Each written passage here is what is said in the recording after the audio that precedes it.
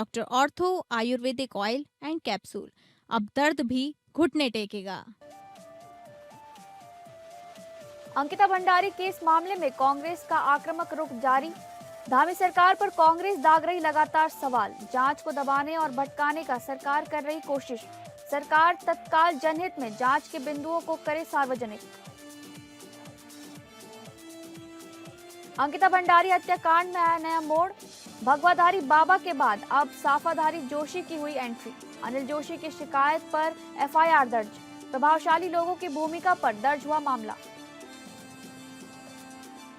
लोहाघाट में एक राष्ट्र एक चुनाव को लेकर बीजेपी युवा मोर्चा का हस्ताक्षर अभियान में सैकड़ों छात्रों ने दिखाई भागीदारी। लोकतंत्र को मजबूत करने का लिया संकल्प। चंपावत में स्वामी विवेकानंद की जयंती पर कार्यक्रम का आयोजन। कार्यक्रम के जरिए युवा शक्ति से राष्ट्र निर्माण का दिया गया संदेश। मायावती आश्रम में स्वामी दिव्य कृपानंद का प्रवचन। और टनकपुर प्रशासन का सख्त एक्शन। एनएचपीसी की शिकायत पर हुई कार्रवाई। बैराज क्षेत्र में 6 अवैध दुकानों पर चला बुलडोजर। प्रशासन का साफ संदेश, सरकारी भूमि पर कब्जा नहीं किया जाएगा बर्दाश्त।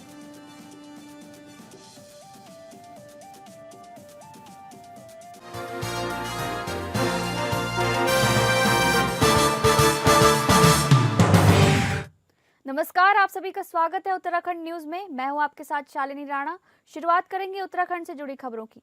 अंकिता भंडारी केस की सीबीआई जांच की संस्तुति के बाद भी मामले में नए मोड़ आ रहे हैं। कांग्रेस ने इस मामले पर प्रतिक्रिया देते हुए कहा कि बिना सिटिंग जज की निगरानी के सीबीआई जांच से सरकार मामले को उलझाना चाहती है। वहीं इस मामले में तथाकथित वीआईपी के खिलाफ देहरादून में मुकदमा दर्ज किया गया है। बता दें कि मुख्यमंत्री पुष्कर सिंह धामी ने अंकिता भंडारी केस की सीबीआई जांच की संस्तुति की थी। हालांकि अभी इस जांच के दायरे और अन्य बिंदुओं के बारे में विस्तृत जानकारी सामने नहीं आई है। इस मामले पर कांग्रेस दफ्तर में प्रेस कॉन्फ्रेंस हुई, जिसमें प्रदेश अध्यक्ष गणेश गोदियाल ने कहा कि सरकार ने पहले दिन से इस जांच को दबाने और भटकाने का प्रयास किया। गोदियाल ने कहा कि सरकार को ये स्पष्ट बताना चाहिए कि सीबीआई जांच की संस्तुति में कौन से बिंदु शामिल किए गए हैं। क्या इसमें वीआईपी की जांच का जिक्र है? सरकार तत्काल जनहित में जांच के बिंदुओं को सार्वजनिक करे। गोदियाल ने आरोप लगाया कि सरकार वीआईपी के मामले को उलझाना चाहती है, जबकि इस मामले में वीआईपी 100% था, जिसकी वजह से अंकिता भंडारी की हत्या हुई थी। इसलिए सीबीआई की समयबद्ध जांच हो और वीआईपी पर सख्त एक्शन होना चाहिए, ऐसा उनका कहना है।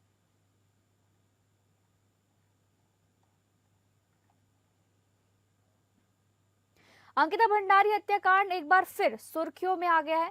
मामले से जुड़े कथित वीआईपी के खिलाफ देहरादून के वसंत विहार थाने में मुकदमा दर्ज किया गया है।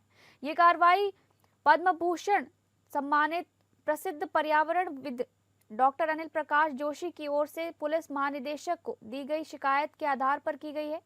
डॉक्टर जोशी ने शिकायत में आरोप लगाया था कि अंकिता भंडारी प्रकरण में प्रभावशाली लोगों की भूमिका की निष्पक्ष जांच नहीं हो पाई है। शिकायत पर संज्ञान लेते हुए पुलिस ने संबंधित धाराओं में मामला दर्ज कर लिया है, जिससे प्रकरण को लेकर चल रही चर्चाओं को नया मोड़ मिल गया है।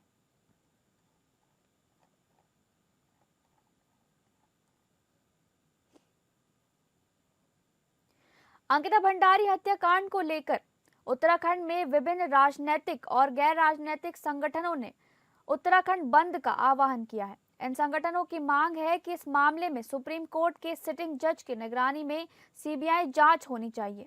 हालांकि मुख्यमंत्री पुष्कर सिंह धामी ने पहले ही सीबीआई जांच की सिफारिश कर दी है, लेकिन प्रदर्शनकारी अपनी मांग पर अड़े हुए हैं। वहीं कुछ व्यापार मंडलों और टैक्सी बस यूनियनों ने इस उत्तराखंड बंद का समर्थन नहीं किया है और अपने व्यवसाय को सामान्य रूप से चलाने का फैसला किया है। उनका मानना है कि मामले में विधि सम्मत कार्रवाई हो रही है और सीबीआई जांच से सच सामने आएगा। पुलिस प्रशासन ने लोगों से शांति बनाए रखने की अपील की है और कहा है कि किसी भी तरह की अवैध गतिविधि पर सख्त कार्रवाई की जाएगी। पुलिस ने सुरक्षा के कड़े इंतजाम किए हैं और किसी भी स्थिति से निपटने के लिए तैयार है। अब देखना यह है कि उत्तराखंड बंद का कितना असर होता है और सरकार इस मामले में क्या कदम उठाती है। हालांकि उत्तराखंड बंद के आह्वान को देखते हुए पुलिस प्रशासन पूरी तरह से अलर्ट मोड में है।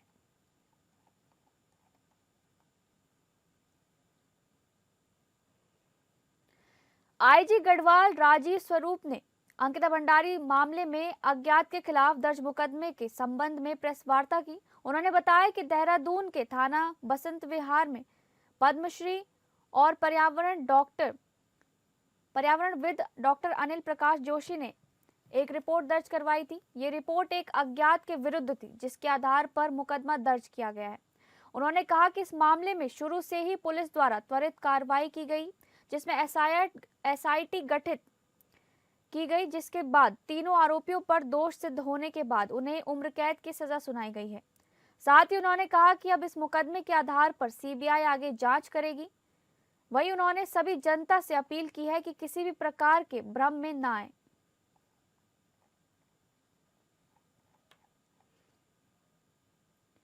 अंकिता भंडारी हत्याकांड से जुड़ी एक बड़ी खबर सामने आई है। सीएम उत्तराखंड द्वारा अंकिता हत्याकांड मामले की सीबीआई जांच की संस्तुति किए जाने के बाद प्रांतीय उद्योग व्यापार मंडल ने उत्तराखंड बंद का फैसला वापस ले लिया है। व्यापार मंडल ने साफ किया कि सीबीआई जांच की संस्तुति के बाद प्रदेश बंद का कोई औचित्य नहीं रह जाता। प्रांतीय व्यापार मंडल की पूरे प्रदेश में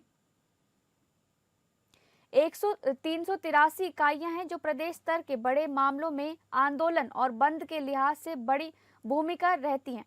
कई संगठनों ने अंकिता हत्याकांड मामले में उत्तराखंड बंद की अपील की थी। लिहाजा सीबीआई जांच की संस्तुति के बाद प्रदेश बंद का फैसला वापस लिया जा रहा है और बाजार पूर्ण रूप से खुले रहेंगे।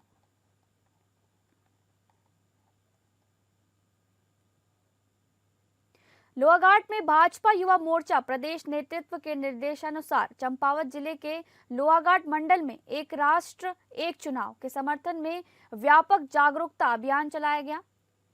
इसी क्रम में भाजपा युवा मोर्चा चंपावत द्वारा स्वामी विवेकानंद राजकीय स्नातकोत्तर महाविद्यालय लोहाघाट परिसर में students for one nation one election कार्यक्रम के तहत हस्ताक्षर अभियान आयोजित किया गया, जिसमें बड़ी संख्या में छात्र छात्राओं ने उत्साहपूर्वक भाग लिया। अभियान के दौरान युवाओं को एक साथ चुनाव होने से देश को होने वाले लाभों के बारे में विस्तार से जानकारी दी गई। वक्ताओं ने बताया कि एक राष्ट्र एक चुनाव से बार बार लगने वाली आचार संहिता, प्रशासनिक खर्च और समय की बर्बादी पर रोक लगेगी, जिससे विकास कार्यों को गति मिलेगी और शासन प्रशासन अधिक प्रभावी ढंग से कार्य कर सकेगा। छात्रों ने इस विचार को देश हित में बताते हुए अपने हस्ताक्षर कर मुहिम को समर्थन दिया। कार्यक्रम में मौजूद नेताओं और कार्यकर्ताओं ने कहा कि युवा शक्ति किसी भी राष्ट्र अभियान की रीढ़ की हड्डी होती है और युवाओं का समर्थन मिलने से ये मुहिम और अधिक मजबूत होगी। छात्र छात्राओं ने भी खुलकर अपने विचार रखे और कहा कि एक साथ चुनाव से लोकतंत्र अधिक स्थिर और पारदर्शी बनेगा।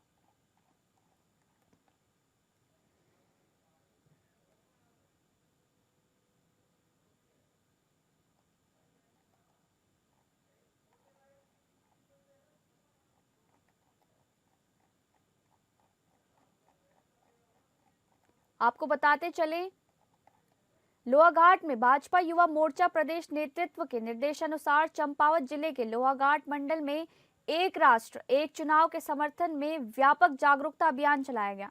इसी क्रम में भाजपा युवा मोर्चा चंपावत द्वारा स्वामी विवेकानंद राजकीय महाविद्यालय लोहाघाट परिसर में students for one nation one election कार्यक्रम के तहत हस्ताक्षर अभियान आयोजित किया गया, जिसमें बड़ी संख्या में छात्र छात्राओं ने उत्साहपूर्वक भाग लिया।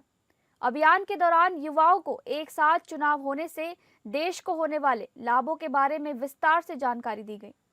वक्ताओं ने बताया कि एक राष्ट्र एक चुनाव से बार बार लगने वाली आचार संहिता, प्रशासनिक खर्च और समय की बर्बादी पर रोक लगेगी, जिससे विकास कार्यों को गति मिलेगी और शासन प्रशासन अधिक प्रभावी ढंग से कार्य कर सकेगा। छात्राओं ने इस विचार को देशहित में बताते हुए अपने हस्ताक्षर कर मुहिम को समर्थन दिया। कार्यक्रम में मौजूद नेताओं और कार्यकर्ताओं ने कहा कि युवा शक्ति किसी भी राष्ट्र अभियान की रीढ़ की हड्डी होती है और युवाओं का समर्थन मिलने से ये मुहिम और अधिक मजबूत होगी। छात्र छात्राओं ने भी खुलकर अपने विचार रखे और कहा कि एक साथ चुनाव से लोकतंत्र अधिक स्थिर और पारदर्शी बनेगा।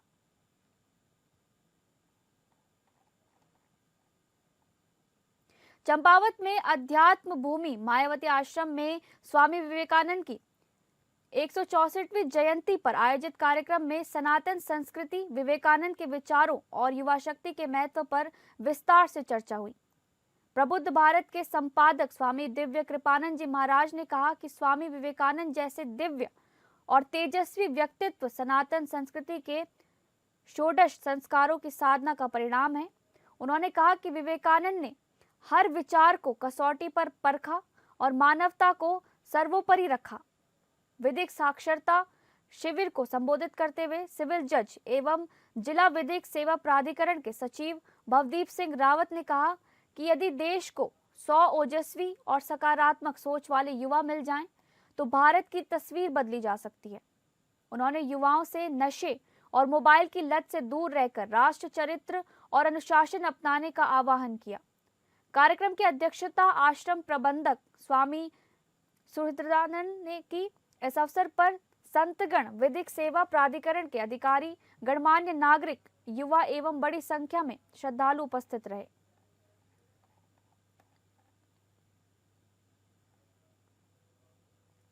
टनकपुर चंपावत बैराज क्षेत्र में अवैध अतिक्रमण के विरुद्ध प्रशासन ने कड़ा रुख अपनाते हुए बड़ी कार्रवाई को अंजाम दिया। एनएचपीसी टनकपुर की शिकायत पर तहसीलदार जगदीश नेगी के नेतृत्व में बैराज क्षेत्र में अवैध रूप से संचालित 6 दुकानों को बुलडोजर चलाकर हटाया गया। कार्रवाई के दौरान किसी भी प्रकार की कानूनी व्यवस्था की स्थिति उत्पन्न न हो, इसके लिए पर्याप्त पुलिस बल तैनात रहा। प्रशासनिक टीम की सख्ती से पूरे क्षेत्र में हड़कंप मच गया। उपजिलाधिकारी आकाश जोशी ने स्पष्ट शब्दों में कहा कि सरकारी भूमि पर किसी भी तरह का अतिक्रमण बर्दाश्त नहीं किया जाएगा। उन्होंने बताया कि भविष्य में भी ऐसे अवैध कब्जों के खिलाफ निरंतर अभियान चलाया जाएगा और सरकारी भूमि को अतिक्रमण मुक्त रखा जाएगा। प्रशासन की इस निर्णायक कार्रवाई से क्षेत्र में ये साफ संदेश गया है कि नियमों की अनदेखी करने वालों पर अब सीधी कार्रवाई तय है। साथ ही आमजन से अपील की गई है कि वो नियमों का पालन करें और किसी भी प्रकार के अवैध निर्माण या कब्जे से बचें। राजधानी देहरादून में त्रिपुरा के छात्र एंजल चकमा की हत्या के मामले में फरार छठा आरोपी अभी तक पुलिस के हाथ नहीं आया है। हालांकि देहरादून पुलिस ने दावा किया है कि कुछ ही 24 घंटों के अंदर आरोपी को गिरफ्तार कर लिया जाएगा। आरोपी यज्ञराज अवस्थी पर पुलिस ने 1 लाख रुपए का इनाम भी घोषित कर रखा है। दरअसल त्रिपुरा के छात्र एंजल चकमा के साथ 9 दिसंबर शाम को सैलाकुई क्षेत्र में कुछ लोगों ने मारपीट की थी, जिससे एंजल चकमा गंभीर रूप से घायल हो गया था। एंजल चकमा को ग्राफिक एरा हॉस्पिटल में भर्ती कराया गया था, जहां उपचार के दौरान 26 दिसंबर सुबह एंजल चकमा की मौत हो गई थी। इस मामले में पुलिस ने एंजल चकमा के भाई की तहरीर पर 2 नाबालिगों समेत 6 लोगों के खिलाफ मुकदमा दर्ज किया था। इस मामले में पुलिस ने 6 में से 5 लोगों को तो गिरफ्तार कर लिया था, लेकिन छठा आरोपी यज्ञराज अवस्थी उसी समय से फरार चल रहा है। पर्वतीय जिलों में चिकित्सा स्वास्थ्य सुविधाओं की कमी का दस झेल रहे पहाड़ के लोगों, विशेषकर मुख्यमंत्री के मॉडल जिले चंपावत के लोगों के लिए इससे बड़ी दूसरी खुशी नहीं हो सकती कि चंपावत जिला चिकित्सालय में वो दिन दूर नहीं जब जिला चिकित्सालय में एमआरआई की सुविधा मिलने लगेगी। सीमांत जनपद चंपावत, जो नेपाल सीमा से लगा हुआ जिला है, वहां तक आधुनिक जांच सुविधाओं का पहुंचना केवल एक प्रशासनिक उपलब्धि नहीं, बल्कि सीमा क्षेत्र में रहने वाले हजारों लोगों के जीवन से सीधे जुड़ा निर्णय है। जिला अस्पताल चंपावत में पहली बार एमआरआई मशीन की स्थापना इस दिशा में एक ऐतिहासिक कदम है।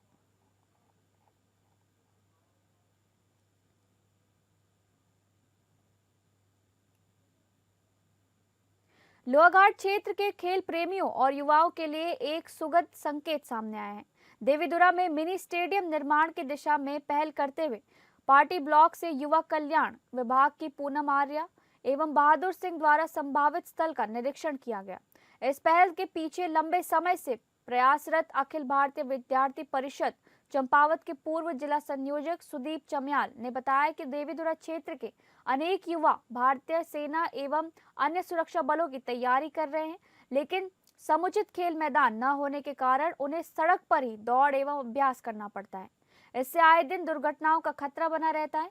उन्होंने कहा कि यदि मिनी स्टेडियम का निर्माण होता है तो न केवल युवाओं को सुरक्षित अभ्यास का अवसर मिलेगा, बल्कि क्षेत्र में खेल संस्कृति को भी नई दिशा मिलेगी। ये स्टेडियम आने वाली पीढ़ी के लिए भी प्रेरणा स्रोत बनेगा। निरीक्षण के दौरान देवेंद्र भट्ट, सुमित चमियाल, अमित कुमार, पवन जोशी सहित कई स्थानीय युवा और खेल प्रेमी उपस्थित रहे। सभी ने विभागीय अधिकारियों के समक्ष अपनी अपेक्षाएं रखते हुए शीघ्र निर्माण की मांग की। क्षेत्रवासियों को अब उम्मीद है कि देवीधुरा जल्द ही खेल सुविधाओं के मानचित्र पर अपनी पहचान बनाएगा।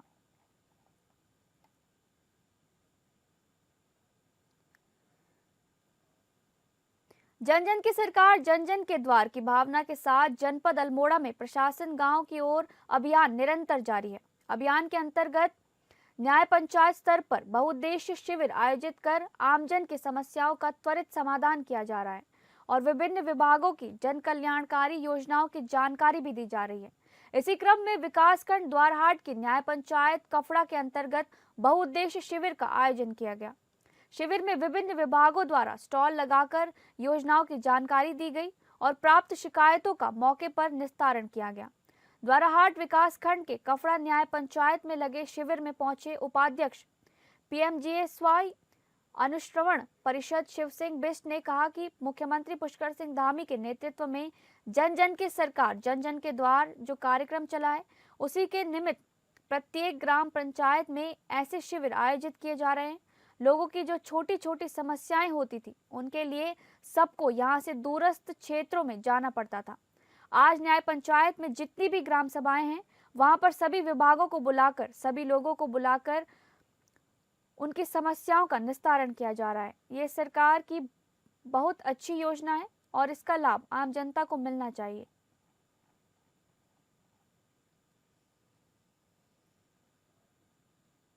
मुख्यमंत्री पुष्कर सिंह धामी के नेतृत्व में जनपद चंपावत में कारागार व्यवस्था को आधुनिक स्वरूप देने की दिशा में एक महत्वपूर्ण कदम उठाया जा रहा है। फूंगर क्षेत्र में 103 नाली भूमि पर लगभग 56 करोड़ की लागत से निर्माणाधीन जिला जेल का जिलाधिकारी मनीष कुमार ने स्थल निरीक्षण पर कार्यों की प्रगति और गुणवत्ता का जायजा लिया। निरीक्षण के दौरान जिलाधिकारी ने निर्माण कार्यों की समयबद्धता, गुणवत्ता मानकों एवं सुरक्षा व्यवस्थाओं की गहन समीक्षा करते हुए कार्यदायी संस्था ब्रिडकुल पिथौरागढ़ को स्पष्ट निर्देश दिए कि परियोजना को निर्धारित समय सीमा में पूर्ण किया जाए तथा किसी भी स्तर पर गुणवत्ता से समझौता न हो। प्रस्तावित जिला जेल में हॉस्पिटल ब्लॉक, 2 पुरुष बैरक, 1 महिला बैरक, सॉलिटरी व माइनर सेल, वर्कशॉप सहित प्रशासनिक एवं सुरक्षा से जुड़ी आधुनिक सुविधाएं विकसित की जा रही हैं। लगभग 196 बंदियों की क्षमता वाली इस जेल में 156 पुरुष, 20 महिला बंदियों के साथ 20 सॉलिटरी सेल की व्यवस्था की जाएगी।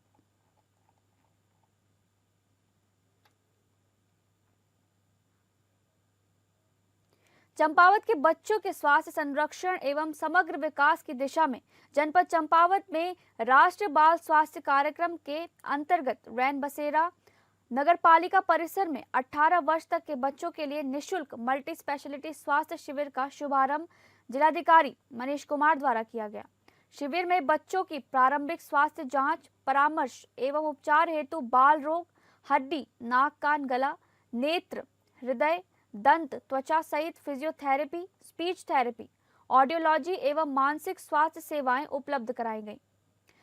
पात्र बच्चों के दिव्यांग प्रमाण पत्र मौके पर ही तैयार किए गए। जिलाधिकारी ने मुख्य चिकित्सा अधिकारी को निर्देश दिए कि डीडीआरसी के अंतर्गत विद्यालयों में रोस्टर बनाकर विशेष रूप से सक्षम बच्चों की पहचान कर उन्हें नियमित थेरेपी दी जाए।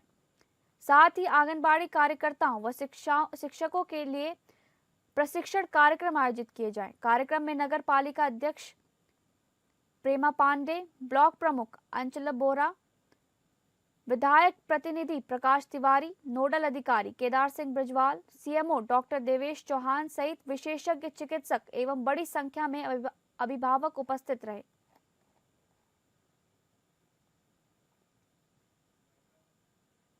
फिलहाल उत्तराखंड न्यूज में बस इतना ही। नमस्कार।